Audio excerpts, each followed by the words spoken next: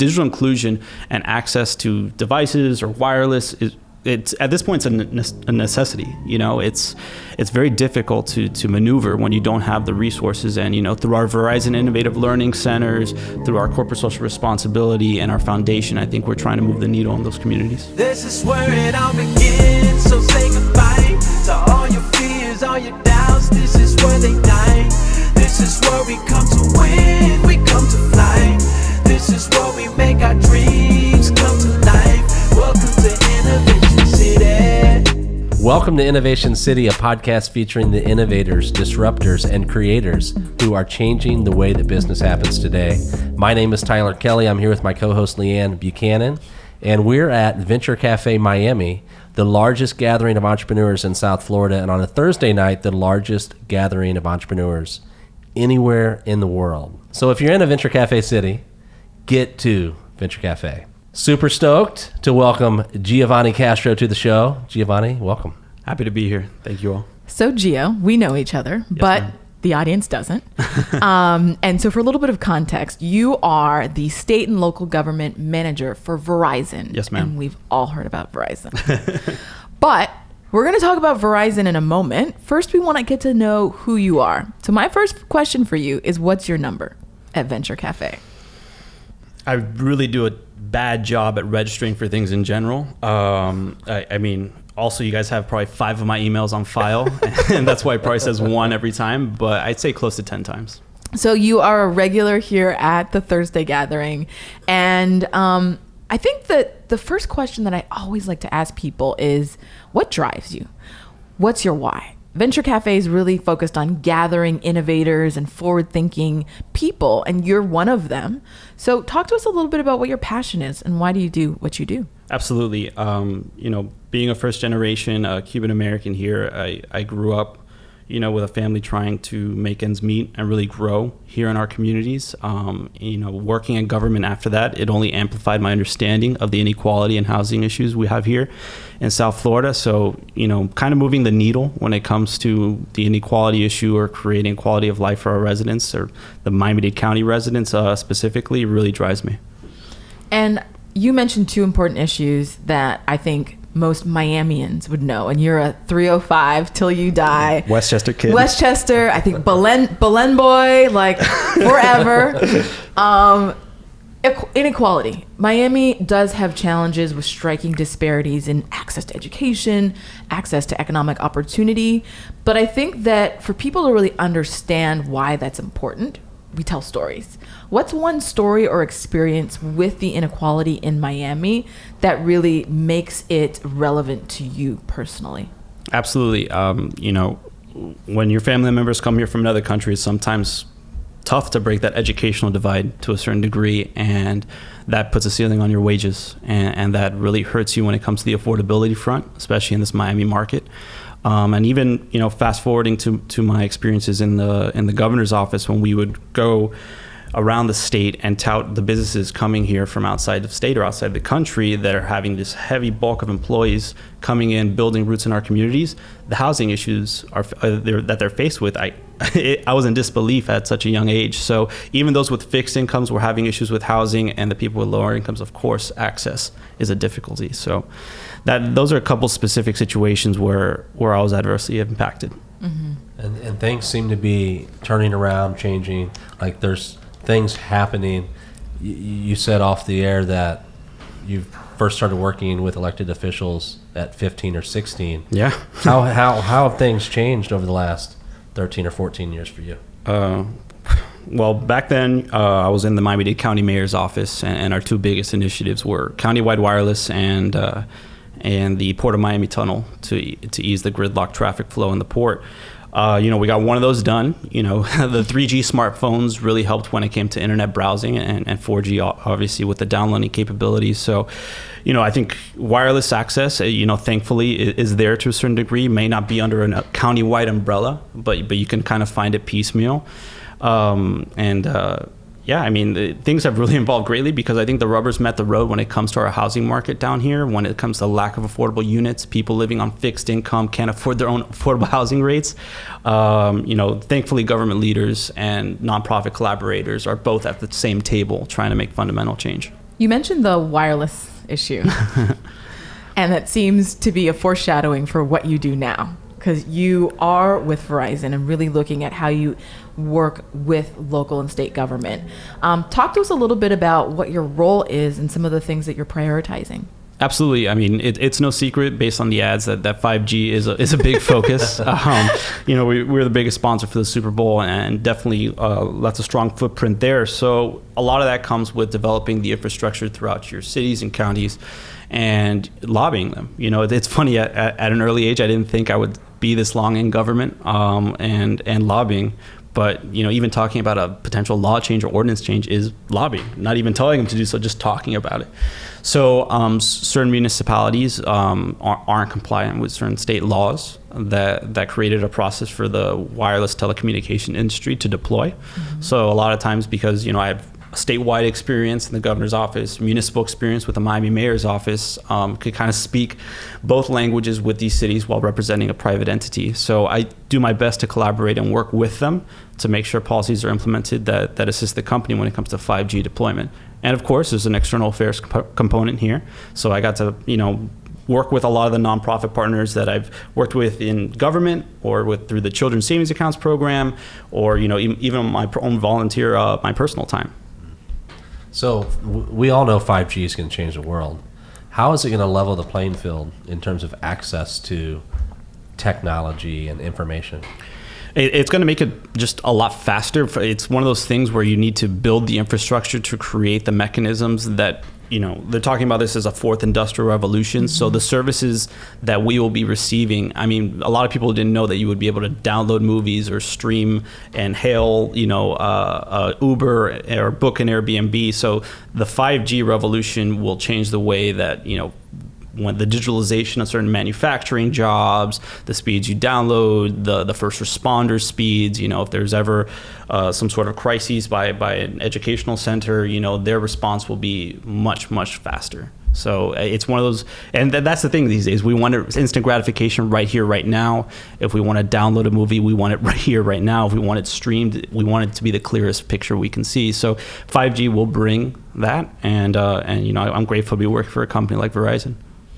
So I think a lot of times when we talk about technology and 5G and wireless accessibility, we're always thinking bigger, faster, better. But I want you to maybe take it down a notch and begin to talk to us about the opportunity for education. There's communities like Overtown, and we've kind of discussed this offline, where in some places there is no Wi-Fi accessibility. There's no Wi-Fi at home. There's maybe Wi-Fi in schools. But how does that help create disproportionate experiences in our community when we don't have access to that the wireless capability? And that's an issue that I was also faced with in when I worked in the city of Miami, especially covering the Overtown or Liberty City areas or Little Haiti areas, frankly. I'm really grateful to work for a company that's acknowledged that issue. Digital inclusion is mm-hmm. one of our main pillars when it comes to corporate social responsibility. We actually, help fund the Overtown Youth Center STEM education program, and very happy to see that they broke ground on the new facilities yesterday. Shout out to Alonzo and Tracy Morning and Tina Brown, of course. So we make a conscious effort in the communities that we're deployed in, especially the state government affairs employees like myself, to really be the boots on the ground and have an understanding of the pulse of our communities. Digital inclusion and access to devices or wireless it's at this point it's a necessity. It's very difficult to maneuver when you don't have the resources. And through our Verizon Innovative Learning Centers, through our corporate social responsibility and our foundation, I think we're trying to move the needle in those communities. I want to dig deeper into this idea of a digital divide, and how in your role mm-hmm. you're lessening that burden on the community. Tell me about how Verizon is addressing this issue. Regarding the digital divide, aside from the couple examples there that I just mentioned, our Verizon Innovative Learning Centers are identifying certain educational institutions in needy communities that we can deploy our resources in and assist those students. It's really great to be part of a corporation like this that it tackles these issues head on. If it's not the digital divide, it's climate change. If it's not that, it's the quality of life, and something I pride myself on personally, even through the policies we passed in the city. So we try to make sure that we have our eyes and ears on these communities, and we tell our higher ups what we need to do to really benefit. We're trying to deploy, of course, a network to connect the world, but we got to make sure that the world is self-sufficient at times as well. So we do our best to arm these needy communities. So part of your role requires you to be out and about, involved in the community. We see you here on Thursdays, and I know you're the busiest guy in Miami-Dade County. Maybe, can you tell us a little bit about what are some of the organizations that you've worked with that inspire you, that you think that their work is really going to have a long-term sustainable impact on Miami? Absolutely. One of the initiatives that we were really at the forefront on in the city of Miami was the Children's Savings Account program. And through that program, we developed a consortium of nonprofits, United Way, Sant La, Catalyst, Children's Trust, a few others. And it was through those relationships that I actually strengthened them through my private sector involvement and leaned on them again, because that's a program that's going to take 18 years to measure the successes, maybe. Mm-hmm. That's a long-term investment there. So a lot of those organizations that kind of put a lot of skin in the game, their own personal resources to get these students signed up for this program, provide the financial literacy courses, and to really move the needle on that, I'm a huge fan of. So I lean on those organizations now because I think they really do have an understanding of our community. So, Miami Foundation as well is fantastic. Of course, Venture Cafe. I think you all were like the convener of the tech industry down here before there was a tech industry down here. So I know I could always talk to Leigh-Ann and have an understanding of what's really happening on that front in our community. And one of the things that I'm also curious about is kind of the role of government versus private sector versus civil society. How do you begin to think about creating win-win partnerships and collaborations between three very different perspectives? How do you begin to approach that from your role at Verizon? It's funny because I feel like I've worn a lot of hats throughout the years. I think a great example where there are a variety of entities at the same table is the actual affordable housing master plan that Miami Homes for All helped lead the advocacy on. Florida International University led the study on. City of Miami being the public institution, and of course, the affordable housing developers being the private sector. Having a conversation and a dialogue transparent like that, kind of abrasive at times and unique, but everybody's at the table. So I think there's something to be said to being a convener. And I think that there needs to be more of that to have a positive dialogue. You need to all approach kind of the same issue. There's a lot of organizations that do some of the same things, and they all need to be there. You don't want to duplicate efforts or have someone reinvent the wheel. So the environment of collaboration is something I'm a huge fan of. And in Verizon, when it comes to tackling certain issues that face our community, it's great to partner up with a nonprofit and a governmental entity. It's the government's job to know the pulse of their community. The community is their bosses. Mm-hmm. So, and having the nonprofits who's constantly doing the advocacy is important as well. So, that's how I approach it. It's how I approached it in government. People, I see that now. Even another example, Transit Alliance with Miami-Dade County. I think AS is doing a great job getting buy-in from Miami-Dade County, $8 billion entity, to fundamentally transform the way transit is done in Miami. So you mentioned collaboration. Collaboration is the way that we get things done. I mean, it's the way to move forward. You've been your lifer here in Miami. As more partnerships begin to emerge, at what point and what's the future look like for this city in terms of where are we headed? Hopefully, ideally, vision. Give me some vision. Crystal ball. I mean, one thing that I had identified even in college was, as a state, we're relying on real estate and tourism, two very volatile industries, and a lot of people talk about diversification of our economy, but that's something in my mind that we truly really need to take a closer look at. We're trying to tackle the traffic and the affordable housing crisis, but truly, creating an ecosystem to transform our economy and bringing the jobs, creating a supply chain where you have the employees come down, or you have people that are graduating here and you're mitigating against a potential brain drain, is important to have those pillars in. So, aside from also, I hope water taxis one day. I think that's a good idea. I think that'd be a unique thing to look at. But I think diversification of our economy. You have Atlantic Sapphire that recently came to South Florida as well with their salmon harvesting. So I think building an ecosystem like that and making sure that we have the resources and potential incentives in mind to lure business like that is very important. So we've talked a lot about your why. We've talked a lot about what you do. Mm-hmm. So a little bit more about who you are. So I know that you work a lot, but what is it that you like to do for fun? What is something that we wouldn't know about you by just taking a quick look? Well, I love my mom and my grandmother. They're like my two biggest rock stars and role models of my life. Mm-hmm. My mom, she actually works in government affairs as well. She's been my rock, my pillar, my everything, my world. So if you don't know that, some people know that, but I got to make sure I get her a shout out, and especially my grandmother. Aside from that, I love spending time with my friends, playing flag football on Saturdays, going to mass on Sundays, St. Timothy, and spending time with your family and friends most weekends. Work-life balance is a big thing for me these days, thankfully. I think she could see that from the beard and t-shirt. So, enjoying that. Actually, it's funny. I've recently gotten back into, I used to do this a lot, running the Key Biscayne Bridge. It's like one of those most cathartic things in the world. I just drive up on a random day and just go. But other than that, got into more reading, learning how to cook, and I'm going to start taking piano lessons. But that's about it. But I'm very passionate also about my educational institutions, FIU and Belen. Very, I love giving back to them and being part of what they do. And also, volunteering. There you go. Well, it's perfect timing. So, are you ready? Oh, geez. I don't know. I know. When people who know me hear that question, they're like, oh my God. Yes. So, lightning round. Mm-hmm. So, I'm glad you took a sip of water because we're about to ask some fast questions. We want some fast answers.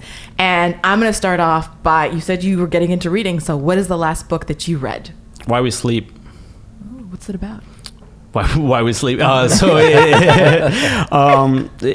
was something that actually Saif Yusuf was the one who recommended it because he figured I have more time to sleep now, and it's kind of learning more. It's funny, we were talking about REM cycles and what we do to sleep, and I was somebody that would fall asleep with all my devices around me.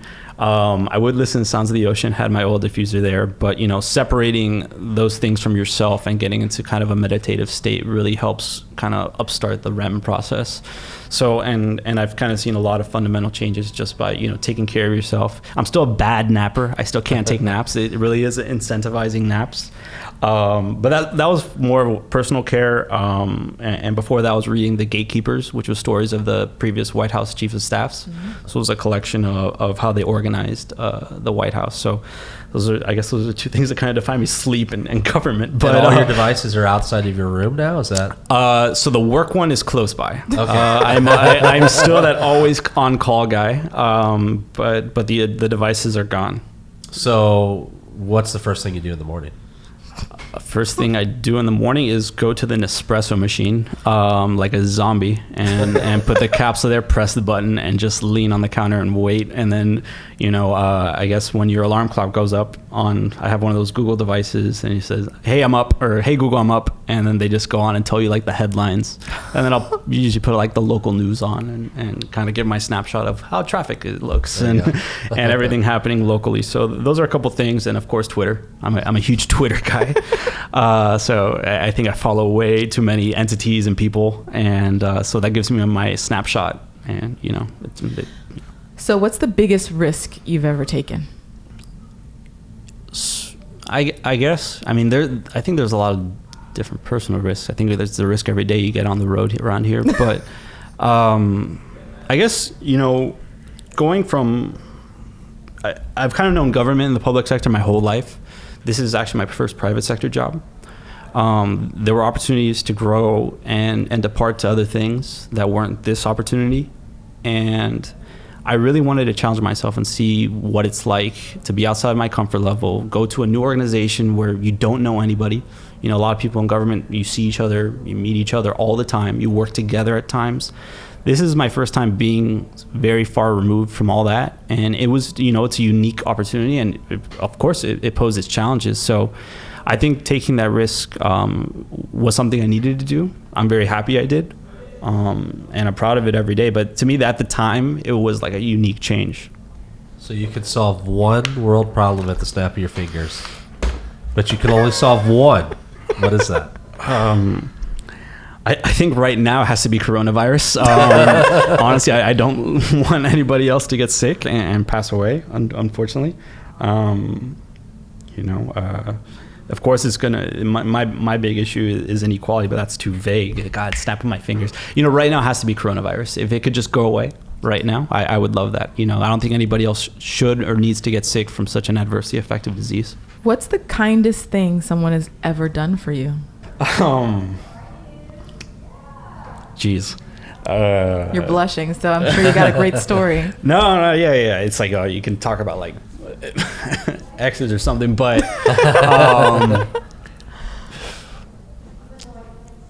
I get a lot of pleasure from like other people's happiness. It's not enough for me to go on the top of the Eiffel Tower. It's like to be with somebody and how they view it. That's more meaningful to me and their happiness. So the other day, my family's cousin, or my mom's cousin, was sworn in as Miami-Dade County Director of Police, and we had some family fly in, and my godmother, my aunt from Chicago, was here, and we went out to dinner one night. And in my neighborhood, they hadn't really been out and about in my neighborhood.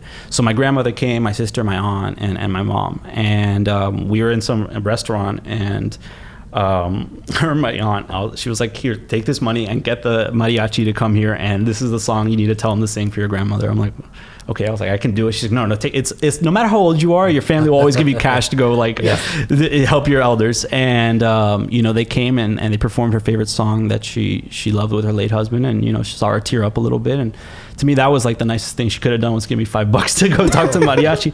So I think that was like the nicest thing someone had done for me, because I got so much happiness from her happiness. So favorite restaurant?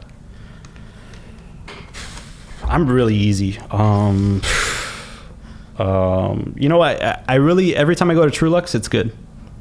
Trulux never disappoints. I only go there for celebratory events, but it never fails. Every time I go there. When I was a kid, my dad took me once to like Capitol Grill, and I met The Rock when I was like on my 11th birthday or something. I was like, okay, this is my favorite restaurant. Yeah. But I've gone to Trulux a couple times, and it's been pretty good. So I love asking this question, but what is your superpower? If I want one, or my current one? No, your current superpower. My current superpower. I don't know. I try to be really altruistic with things, sometimes too much. Like I'm really like I try to find the positive in things almost too much. I'm very hopeful for not only me, but our community and everybody all the time. I think, it's a superpower I think I've gained lately, amplified by, I guess, my life right now. But I think that's it. I have a very positive outlook on a lot of things. Excellent. I think that's a superpower. Yeah, definitely. for sure. These days, yeah, I think it's really tough to be really positive at times. So Giovanni, how can people get in touch with you online and social media? Verizon, of course. Yeah. So I don't have an Instagram. Everybody keeps telling me to get one. I still haven't. Twitter, I'm a huge Twitter guy, so at GIOR Castro. I have a Facebook, and Giovanni.Castro at Verizon.com. If you have any issues with your cell phone, I'm sure I could help you out as long as you're a Verizon customer. So yeah, that's about it. Or just talk to Leigh-Ann, and she'll connect you to me, because that's what Venture Cafe does. They connect people. Exactly. That's a great way to close. Thank you so much for coming, Gio. Happy to be here. Thank you so much. Awesome. Thank you for listening to Innovation City. If you like this episode, you can find more episodes at innovationcity.co or anywhere where you watch or listen to podcasts.